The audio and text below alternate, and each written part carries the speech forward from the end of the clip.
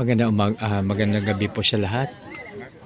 Welcome po kayo sa ating gawain. Dito na po tayo sa mga awit 36:5, ang kabutihan ng Diyos. Dito mga kaibigan, aking babasahin, ang wagas na pag-ibig mo o Yahweh ay walang hanggan, at ang iyong katapatan ay abot sa kalangitan. Purihin nawa ang Diyos sa pagbasa ng kanyang salita. Tayo po'y manalangin. Panginoon, maraming salamat po sa iyong proteksyon. Salamat po, Panginoon, sa pangalan ni Jesus namin pahintag pagligtas. At po'y magsabi ng Amen and Amen. Dito mga kaibigan, ang wagas na pag-ibig ni Yahweh ay walang hanggan. Napatunayan po yan sa John 3:16. For God so loved the world that He gave His only begotten Son, that whoever believeth in Him should not perish but have an everlasting life.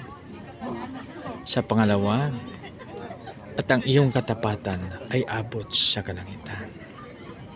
Kaya makaibigan, maka-encounter man tayo na hindi tapat, subalit alalahanin natin, God is faithful.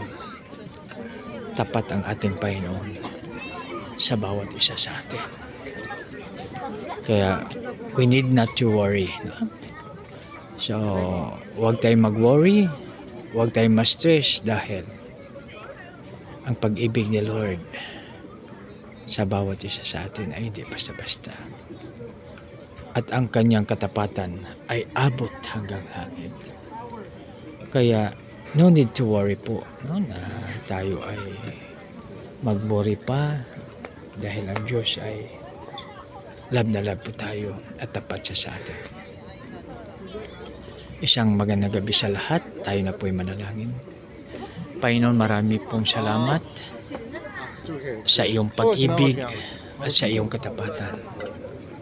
Lord, tulungan mo po kami na aming maalaala ang iyong salita at aming ma-share sa aming kapwa. Sa iyo lamang ang kapurihan at kalutayan, O Lord, sa pangalan ni Jesus na aming pahintag pagligtas. Lahat pa'y magsabi ng Amen and Amen. God bless us all.